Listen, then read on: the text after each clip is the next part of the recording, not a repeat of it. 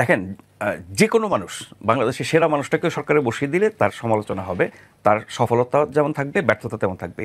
এই 14 মাসের এই সরকারের বহু ব্যর্থতা আছে না, বহু সমালোচনা হচ্ছে না, হয়েছে, সামনে হয়তো আরও হবে, এবং তার সাফল্য আছে। কিন্তু ভালো মন্দ মিলে যদি বলেন যে শুরুতে যেই আস্থা ছিল এই সরকারের উপরে মানুষের, সেই আস্থাটি কি এখন আছে? নাই। এবং যারা এই সরকারের মূল শক্তি ছিল, যারা এই সরকারকে প্রতিষ্ঠিত করেছে, যাদের সরাসরি অংশগ্রহণ এই সরকারে ছিল এবং এখনও আছে, তারাও সমালোচনা করছে, ফলে এগুলো থাকবে। এখন দেখার বিষয় নির্বাচনের সময় এই সরকার কতটা সঠিক ভূমিকা নিতে পারে, নিরপেক্ষ ভূমিকা নিতে পারে, আইনশৃঙ্খলা বাহিনী এর প্রশাসনের ব্যবহারটা কেমন করতে পারে, এবং বিভিন্ন দলের প্রতি তারা কতটা সমান আচরণ করতে পারে। এই যে লেভেল প্লেয়িং ফিল্ডের কথা বলা হয়, সবার জন্য সমান সুযোগ, এইটা যদি সরকার প্রশাসন নিশ্চিত করতে পারে, নির্বাচন কমিশন নিশ্চিত করতে পারে, বা নির্বাচন কমিশনের যে ক্ষমতা নির্বাচনের সময় থাকে সাংবিধানিকভাবে, সব কিছু নির্বাচন কমিশনের হুকুমে চলবে এবং সরকার তাকে সেই সহায়তা দিতে বাধ্য, সেটা যদি কার্যকর হয় তাহলে হয়তো সরকারের উপরে দায় কমে আসবে, নির্বাচন কমিশনের উপর দায় বেশি হবে। কারণ নির্বাচন করাটার ক্ষমতা, কর্তৃত্ব, দায় হচ্ছে নির্বাচন কমিশনের, সহায়তা দেওয়ার কাজ হচ্ছে সরকারের। সরকার যদি যথাযথভাবে সেই সহায়তাটা দেয়, আমার মনে হয় যে না, নির্বাচনকালীন সরকারের প্রয়োজন হবে না, যদি এই সরকার ওই ভালো নির্বাচনের জন্য যেরকম ভূমিকা নেওয়া দরকার সেরকম যদি তারা নিতে পারে। যদি না পারে তখন নিশ্চয়ই প্রশ্ন উঠবে।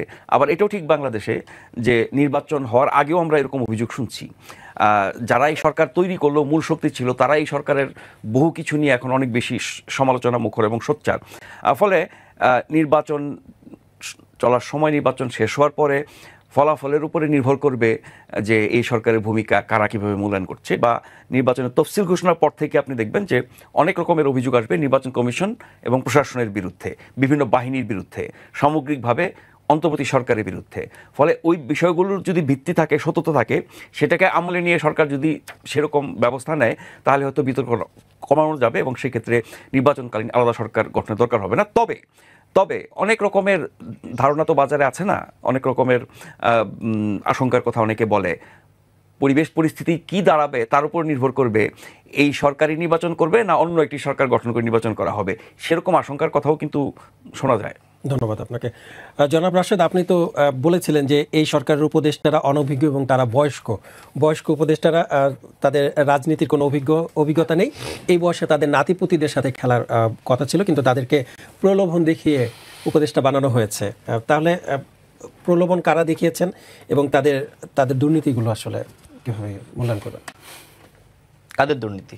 বয়স্ক উপদেষ্টাদের দুর্নীতি? যারা উপদেষ্টা আছেন, আমরা কিছু উপদেষ্টার নামও বলতে পারবো সেক্ষেত্রে আপনারা। আমি আপনাকে স্পষ্ট করি, দেখেন, অন্তর্বর্তীকালীন সরকারের সাবেক উপদেষ্টা নাহিদ ইসলাম তিনি যেটি বলেছেন যে এই সরকারের উপদেষ্টারা কেউ সেফ এক্সিট খুঁজছে।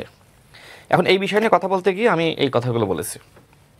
প্রথমত, অন্তর্বর্তীকালীন সরকারের যারা সিনিয়র উপদেষ্টা বা বয়স্ক উপদেষ্টা বা জ্যেষ্ঠ, তারা কেউ দুর্নীতি করেছে এরকম তথ্য আমাদের কাছে নাই, শুনিও নাই, কোনো গণমাধ্যমে প্রকাশিত হয়নি। তাদের ব্যর্থতা আছে, ভুল আছে। এর মূল কারণটা হলো তারা কখনোই আসলে জনসম্পৃক্ত ছিলেন না, পাবলিক ম্যানেজমেন্ট করেননি, তারা কখনোই রাজনীতি করেননি। এখন রাজনীতি তিনি করেননি, তিনি আসলে রাষ্ট্র পরিচালনা বোঝেন না। যেমন অন্তর্বর্তীকালীন সরকারের যে জাতীয় ঐক্যমত কমিশন গঠিত হয়েছে, সেই ঐক্যমত কমিশনের যিনি মাননীয় সহসভাপতি হিসেবে কাজ করছেন ডক্টর আলী রিয়াজ স্যার, তিনি ভালোভাবে ফাংশন করছেন। এর কারণটা কি? কারণ তিনি ছাত্র রাজনীতি করেছেন, তিনি ডাকসু নির্বাচন করেছেন এবং ডাকসুর নেতা ছিলেন, অর্থাৎ রাজনীতি নিয়ে তার এক ধরনের গবেষণা আছে এবং মাঠ পর্যায়ে তিনি কাজ করেছেন। এই কারণে ঐক্যমত কমিশন যেভাবে ফাংশন করতে পারলেন, কিন্তু সরকার সেভাবে ফাংশন করতে পারলো না। পার্থক্য বোঝেন। আলী রিয়াজ স্যারকে যদি উপদেষ্টা বানাতেন তিনি ভালো ফাংশন করতেন, কিন্তু আলী রিয়াজ স্যারকে পরবর্তীতে মূল্যায়ন করা হয়েছে, জাতীয় ঐক্যমত কমিশনের দায়িত্ব দেওয়া হয়েছে, ভালো। অর্থাৎ এই কমিশনের প্রধান হিসেবে তিনিই কাজ করেছেন, যদিও এই কমিশনের ঘোষিত প্রধান মাননীয় প্রধান উপদেষ্টা, কিন্তু এই কমিশনের প্রধান হিসেবে তদারকি করেছেন ডক্টর আলী রিয়াজ স্যার। আমি কেন উদাহরণটা আনলাম? ঐক্যমত কমিশন ভালো ফাংশন করেছে, মূল কারণটা হলো একদিকে তার জ্ঞান রয়েছে, অন্যদিকে তার মাঠ পর্যায়ের অভিজ্ঞতা রয়েছে। এই দুইটার সম্পৃক্ততা থাকার কারণে তিনি ভালো পারফর্ম করেছেন। কিন্তু উপদেষ্টা পদে যারা রয়েছেন তারা কিন্তু এই ধরনের ফাংশনটা করতে পারেননি। মূল কারণটা হলো তারা মাঠ পর্যায়ে রাজনীতি করেননি, কখনো অভিজ্ঞতা নাই, তারা সচিব ছিলেন, তারা আপনার আমলা ছিলেন, তারা এনজিও ব্যক্তিত্ব, তারা ছিলেন শিক্ষক, তারা হচ্ছে আপনার ব্যবসা বাণিজ্য করেছেন। তো একজন ব্যবসায়িক ব্যক্তি কিভাবে রাজনীতিটা বুঝবে? এই যে আওয়ামী লীগ ব্যর্থ হলো এর কারণটা কি? সংসদে আপনার তারা রাজনীতিবিদদের থেকে ব্যবসায়ীদেরকে বেশি প্রাধান্য দিয়েছিলেন। তো যাই হোক, আপনার যে প্রশ্ন, তো নাহিদ ইসলাম যখন বললেন যে উপদেষ্টারা সেফ এক্সিট খুঁজছে, তখন আমি বলা শুরু করলাম এই উপদেষ্টা পরিষদ কে গঠন করেছে? নাহিদ ইসলামরা গঠন করেছেন। এর প্রমাণ আমার কাছে রয়েছে এবং নাহিদ ইসলামরাও জানেন। আপনি জানেন যে বৈষম্যবিরোধী ছাত্র আন্দোলন তাদের নেতৃত্বে এই গণঅভ্যুত্থান হয়েছে, আমরা সবাই তাদের সাথে ছিলাম। নাহিদ ইসলাম শপথ নেওয়ার আগে ঢাকা বিশ্ববিদ্যালয় সাংবাদিক সমিতিতে তিনি একটি প্রেস ব্রিফিং করেছিলেন এবং সেই প্রেস ব্রিফিংয়ের মাধ্যমে তিনি বৈষম্যবিরোধী ছাত্র আন্দোলনের 6 সদস্য বিশিষ্ট একটি লিয়াজু কমিটির ঘোষণা করেছিলেন এবং তিনি স্পষ্ট করেছিলেন যে এই 6 সদস্য বিশিষ্ট লিয়াজু কমিটি তারাই মূলত অন্তর্বর্তীকালীন সরকারের উপদেষ্টাদের আপনার সিলেকশনে কাজ করেছে এবং তাদের পরামর্শে এই সরকার গঠিত হয়েছে। নাহিদ ইসলামের বক্তব্য এখনো পর্যন্ত ডেইলি স্টার পত্রিকায় রয়েছে, প্রথম আলোতে রয়েছে, সমস্ত গণমাধ্যমে রয়েছে। আমি প্রমাণ করতে সক্ষম হয়েছি যে এই সরকার গঠিত হয়েছে ওই সময়কার যারা বৈষম্যবিরোধী ছাত্র আন্দোলনের 6 জন নেতা ছিল, লিয়াজু কমিটিতে যারা ছিলেন তাদের একজন ছিলেন বর্তমানে যে নাসিরউদ্দিন পাটোয়ারি সাহেব, বর্তমানে একজন উপদেষ্টা মাহফুজ আলম ছিলেন এবং এনসিপির আরেকজন নেতা আদিব আরিফ থেকে শুরু করে এরকম অনেকে ছিলেন, মোটামুটি 6 জন ছিলেন, প্রকাশ্যে পিছনে আরও অনেকে ছিলেন। এবং এর সাথে নাহিদ ইসলাম নিজে কাজ করেছেন, আসিফ মাহমুদ নিজে কাজ করেছেন এবং এই বৈষম্য বিরোধী ছাত্র আন্দোলনের সমন্বয়ে জাতীয় নাগরিক কমিটি ছিল। এই দুইটা সংগঠনের সমন্বয়ে পরবর্তীতে গঠিত হয়েছে কে? এনসিপি। তার মানে কি? তার মানে এই যে অন্তর্বর্তীকালীন সরকার, এই সরকার তো এনসিপির সরকার। প্রমাণ আই থিঙ্ক আপনি এর থেকে বড় প্রমাণ আর কেউ দিতে পারবে না। আমি কি ব্যাখ্যা বিশ্লেষণ দিয়ে বোঝাতে পেরেছি? ভাই আপনি তো সাংবাদিক, আমার বিশ্লেষণ কি ঠিক আছে? আমি সেটাই বলছি। এখন যেটি হয়েছে, এই সরকার যেহেতু ব্যর্থ হচ্ছে, তাই না? তো এই ব্যর্থতার দায় কাকে নিতে হচ্ছে? এনসিপিকে। এনসিপি মূলত এই ব্যর্থতার দায় নিতে চায় না, যে কারণে তারা এখন এরকম একটি ন্যারেটিভ তৈরি করছে যে এই সরকার আমাদের কেউ না, এই সরকারের সাথে আমাদের সম্পর্ক নাই। আপনি নিশ্চয়ই জানেন যে শুরু থেকে এই সরকারের আমি সমালোচনা করি। এখন যারা বর্তমানে এনসিপির নেতা, ওই সময় বৈষম্যবিরোধী ছাত্র আন্দোলনের নেতা ছিল, আমি একটু শেষ করি এই বক্তব্যটা। আমি যখন সরকারের সমালোচনা করতাম, ঠিক এখন তারা যে ভাষায় করছে তার থেকে অনেকটা নমনীয় এবং অনেকটা আসলে সহজ ভাষায়। তারা তো এখন কট্টর সমালোচক সরকারের। তখন এরা আবার আমাকে নানানভাবে আমার বিরুদ্ধে সমালোচনা করতো যে আমি সরকারকে ব্যর্থ প্রমাণ করতে চাই। তাহলে আমার প্রশ্ন হলো যে আজ থেকে 6 মাস আগে, 8 মাস আগে, 1 বছর আগে আমি যে কথাগুলো বলেছি তার থেকে কঠিন কথা এখন আপনারা কেন বলছেন? তার মানে কি আমি সঠিক ছিলাম, আপনারা ভুল ছিলেন?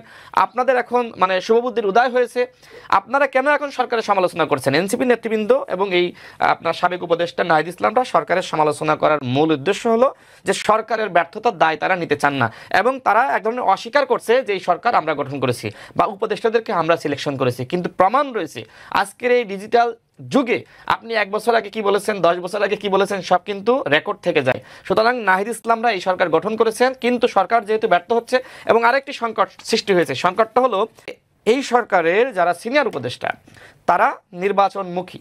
তারা মনে করে যে এই রাষ্ট্রের সংস্কার আপনি চাইলেই এই মুহূর্তে 2 বছরের মধ্যে সব পারবেন না।